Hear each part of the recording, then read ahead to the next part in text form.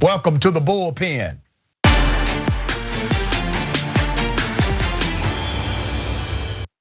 In the Bullpen today, we have a returning guest, Mr. Dave Spencer, host of Practically Political. It's a podcast.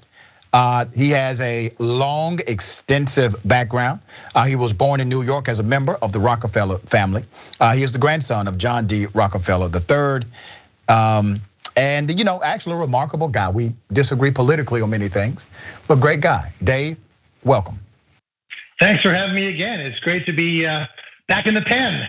Yeah, man, good to have you back. So usually at this point, Dave, I would say, I don't want to presume what you know or believe about this particular topic, but I'm going to presume something this time. When your greatest hope is Larry Elder, you've obviously made some bad decisions in your life. Well, I actually voted no on the recall, and then I voted for Kevin Kiley. I think Larry Elder is very entertaining, but he is not qualified to be governor. And what I keep telling people in the California GOP is, they boast about, oh, we raised this money, we reached 18 million new voters. You're on the 25 to 30% side of the issues, where most Californians are on the 60 to 70% side.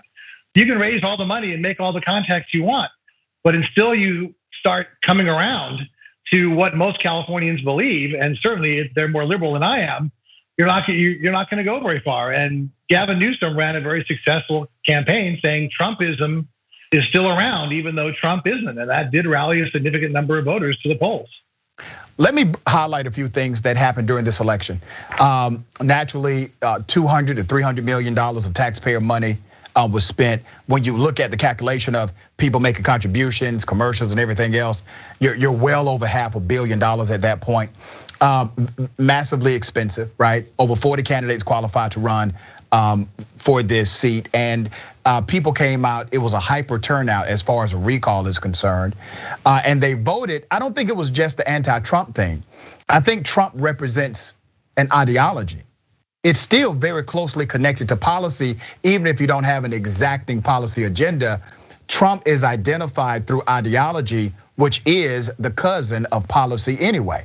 So these guys did not have a policy message that was attractive to the majority of voters that will participate. Am I wrong on that?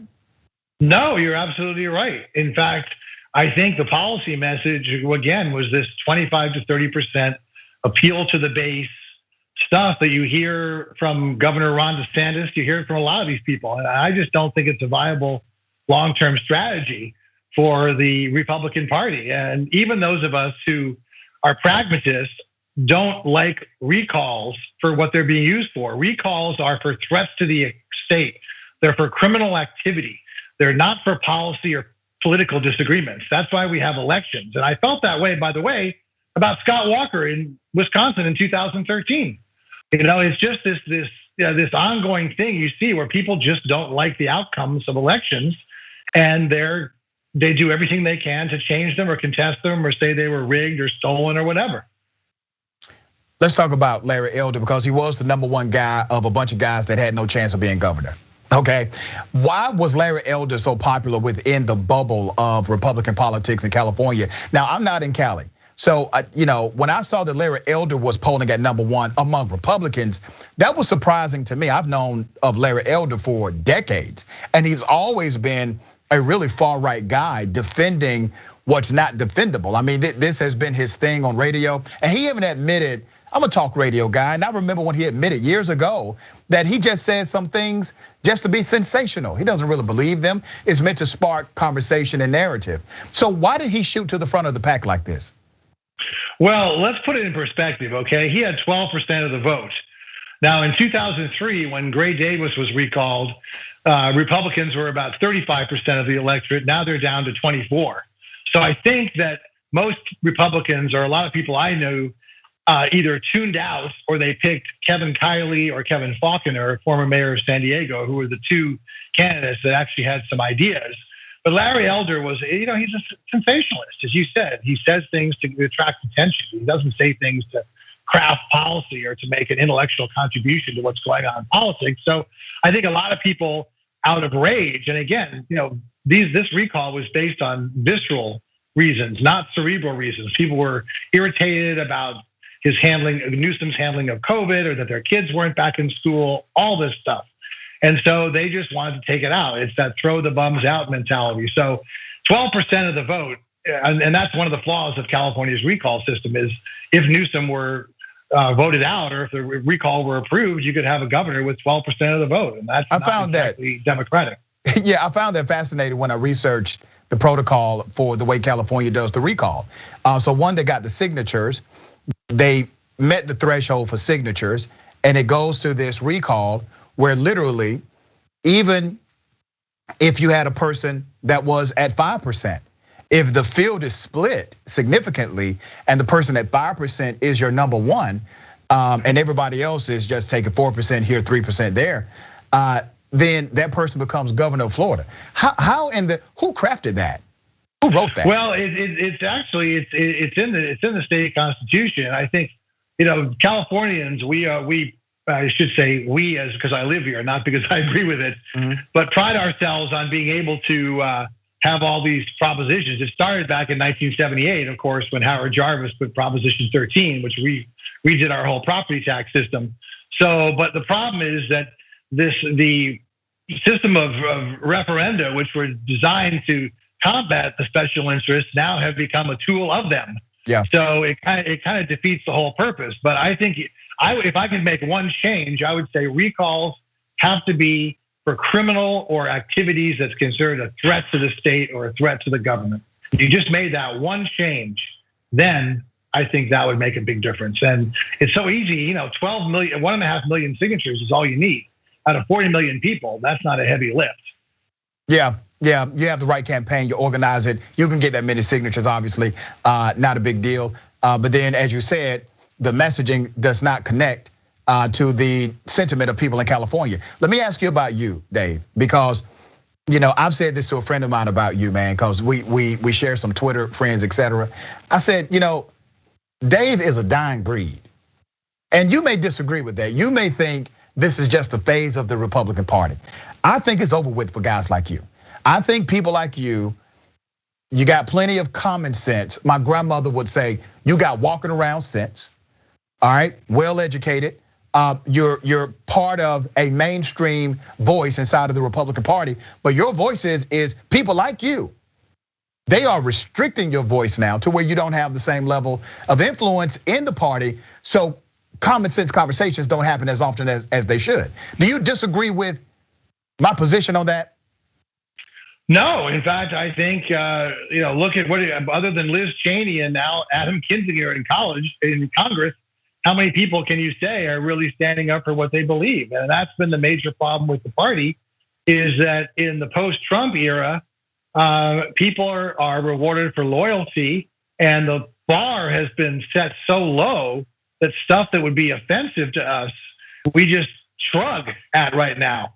And the bottom line is, and this is where the Dems need to come in, as long as there's not a political price to be paid for this, it's gonna keep on happening. Yeah, I talked to a lot of Republicans, and they say, hey, 2020, that was Trump. That's the reason Biden won. That wasn't the Republican Party. We gained seats in the House and the Senate.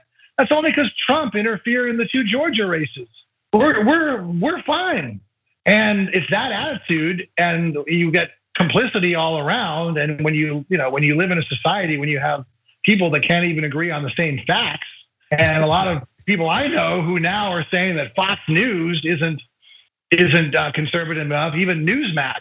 Sadly, the people that are really conspiratorial are the people that get their information from Facebook. And I tell you, if I were president, I'd be hauling Mark Zuckerberg in front of Congress every month, because the damage that's been done through that site is beyond words. Let me ask you this, man. It's really interesting, right? Because you talk about how there are Republicans out there saying, hey, that was a Trump thing. We lost those 2 incumbent senators in Georgia because of Trump. And that's kind of true, okay? But there are other variables as well. Over 80%, a recent poll was done, over 80% of current Republican voters are saying that it is important to be a Republican, for a Republican to identify not only with Donald Trump, but the big lie that the election was stolen. So you have a majority of Republican voters saying now, in order for you to really be identified as a Republican in their mind, you must agree that the election was stolen from Donald Trump. That's an important variable to them. Now, based on how the questions were posed in this survey, it doesn't mean they believe that. It simply means, it doesn't mean they believe the election was stolen. It simply means they believe you must believe that in order to be a Republican today, over 80%. I think that's problematic. And usually, Dave, the way this works is this. Platforms are strong, right? The Republican platform is a strong platform. The Democratic platform, strong platform. The institution of the presidency, the White House, strong platform. When people become presidents, right? They usually do things to try to rise up to the level of the institution. They try to rise up to the level of that institution and govern accordingly. What Donald Trump was able to do is he was able to shrink those institutions to fit him. He shrunk the institution of the White House to fit him. He shrunk the institution of the Republican Party to fit him. You all are the Trump party now because you allowed him to shrink you to that. I agree, and I would say a few things. First of all, 2020 was the first time, and I can remember, that major political parties did not have a platform. The Republican Party did not have a platform. Yeah, it wasn't needed. It was whatever Donald Trump says. And I agree with you. That's his legacy that worries me the most is, and you look at people like J.D. Vance, I mean, these are smart people, right? And they're buying into this. And you look at some of the people that he's supporting for secretaries of state in Michigan and Arizona, people that if they'd been there in 2020, they might have been able to find those 11,780 votes that they needed in Georgia. And let me just say one other thing to Democrats about these voter restriction laws is that prior to 2020, I don't think it was a problem. 2020, you had record turnout for Joe Biden, you had record turnout for African Americans. But what's happened this time, instead of laws that deal with while the vote's being counted, which has always been the case, now you have laws that deal with after the vote is counted. And that's what's most insidious. And HR 1, that omnibus voter bill that the Democrats want to pass, doesn't even address this. But in Georgia, here's an example. They are allowed to overturn what the counties say. Now, the law says only 4 counties can be overturned. And you'd say, oh, gee, Georgia has 159 counties, second most in the country in Texas. What's 4 counties? Well, DeKalb, Fulton, Gwinnett, and Cobb County are those 4 counties. And if you overturn those 4 counties, Donald Trump would have won Georgia. In fact, if you could just get rid of, in his mind, Philadelphia and Atlanta and Detroit, Donald Trump would have been president. Yeah, so that's what we have to worry about. Yeah, and what you're referring to is Senate Bill 202. Senate Bill 202 had a lot of different variables in the bill, but the most oppressive was to allow the state, to allow the Republican lawmakers to appoint a superintendent of elections temporarily in order to take over a board of elections locally if they do not like the results of that. Now, let me tell you something else that's happening. They've already started the process for Fulton County. Fulton County, yeah, they've already started it. So, here's what Republicans have learned, okay? And at some point, our laws got to catch up, our constitutions throughout the states, we have to catch up with this. They have learned it's not just about who casts the vote, it's also about who counts them. And what they're doing strategically is making sure they have statutory authorities in place to count votes and to be the final certifier for those votes, right? That's part of the plan. Yeah, and this again goes back to something that I believe for a long time. For better or worse, Republicans understand power, Democrats don't. Every time Republicans try something and says, oh my God, that's never been tried before. Great, then it might work. Whether it's stealing the Supreme Court seat, all this stuff. Who cares if 95% of the country supports background checks? We're gonna do it. Be damned. Who cares if we have a slim minority? We're gonna govern as a majority. Stop us. And so that's something, whereas Democrats are so, it's not incompetent, but this may look, we got to get consensus. It seems like it's hurting cats. And that's where there's got to be more pushback on the Democratic Party, because absolutely, as I said, There is no political price that thus far that's being paid for this stuff. And until there is, it's gonna get worse, not better. Because the Republican Party, they feel the white minority rule, the only way to do that, demographically, they know they're screwed, right? So the only way to do it is to rig the system. You made a hell of a point. That's it. Because Democrats they already have consensus. They have the sentiment. The majority of the policies that Republicans are in the minority, well, guess who's in the majority? Democrats are. The American population is more so on the side of the policy of the Democrat than on the side of the Republican. So they're literally leading by way of a minority, not only minority in the political sense, but a minority in the sentiment sense, right? But you're right. They have figured out how to place key people in certain roles to retain and obtain power. Now, I will say this about Democrats, because those who lean left, all right, I don't consider myself a Democrat. I'm a progressive, all right? I'm different than a Democrat. And when you get close enough, you can see the difference. But those who lean left, there's this hesitation to become the mirror image based on methodology and other things of those who are on the right. Well, that's all process, right? That's process. The issue is we're fighting some diabolical Republicans, okay? These individuals don't give a damn about your sensibilities. Now, I get the caution because I was reminded by a very wise person. Listen, you cannot become the evil you seek to eliminate. You cannot become that in the process. But I think there's a middle ground here where you don't have to become the evil that you're seeking to get rid of, but at the same time, playing the game at the speed of the game. Well, no, I absolutely agree with you. And here's a classic example when I talk about what's frustrating, the whole infrastructure thing. There's a bill that 19 Republican senators vote for. It's the kind of infrastructure people want. But I'm worried that the squad, AOC and the other three, and Bernie Sanders are basically not gonna let that bill go through unless this $3.5 trillion bill gets voted on as well. And Joe Manchin has made it clear, as has Kirsten Sinema of Arizona, they don't support that kind of spending. President Biden needs a win more than ever. His presidency is at stake. Pass that first infrastructure bill, then you can go back to reconciliation. I mean, this is something, again, to me, that's such a no-brainer. Let me give you another perspective, okay? I actually think they're gonna end up passing it because, it is what it is. I support the squad. I support Brother Bernie. I support AOC. I support what they're doing. And I know you know what they're doing here.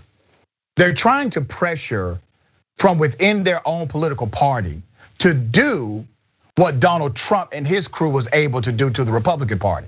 But they're doing it for good. They're doing it for agendas and policies that people do believe in, that will actually help others, where Republicans, or those that are the Trump era Republicans or Trump-like Republicans, they did it from within their party as well. And they were able to make some significant progress with advancing when they did have a little more power. And now that they don't have much power, you still have this Trump minority calling the shots because they control, brother, all Republican primaries virtually now in the United States of America, which puts Trump in a very special position of power. So what they're trying to do is something similar on the other side. Pass the first bill. Everybody wants it.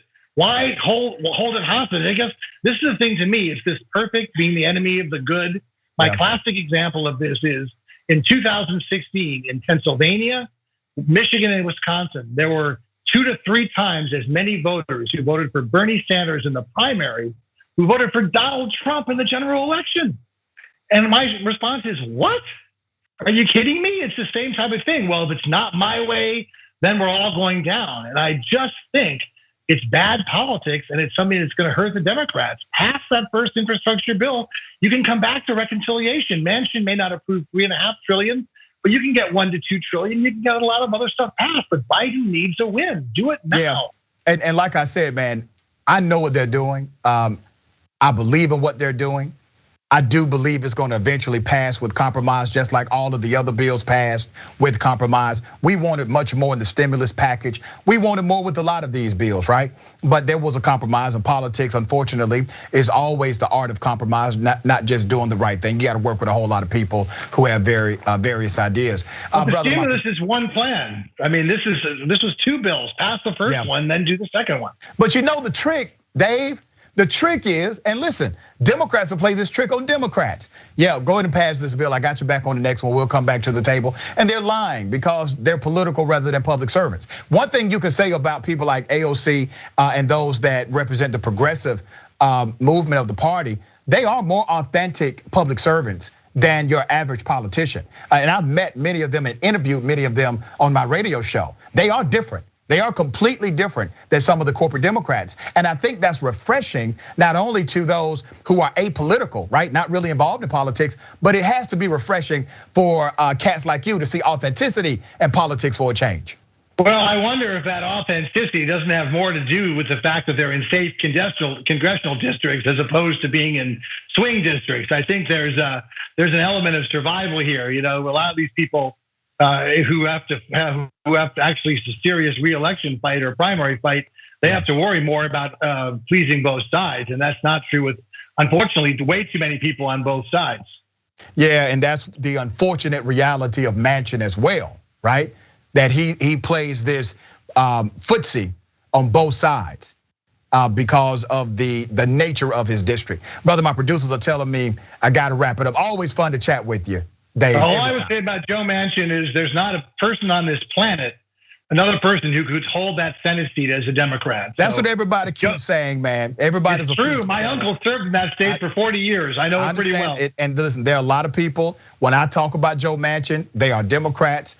They email me, they tag me on Twitter saying the same thing that you just said. I have no love for Joe Manchin whatsoever. I'm just putting it out there. I do not like what he represents. Period. I don't give a damn that he's a Democrat. I don't care that he votes sometimes with Democrats. And really, he votes most of the time with Democrats, by the way. If you look at right item by item. But here's the problem I have with Joe, Dave. He votes against us, the community, on major social policy and legislation that will impact us in a way that's significant. He leaves us on the major stuff. All right. He supported the greatest reduction in childhood poverty with the American Rescue Plan, so at least give him that. Well, listen, man, that was before he was well funded by some of these other cats that just got in his pockets. Now it's a different story. But I'm with you on that. I know he made some good votes in the past. He's not making good votes now. And what is politics? What have you done for me lately? That's the game of politics. I appreciate you, Dave. Hey, always great being with you. Thanks so much. Absolutely, brother.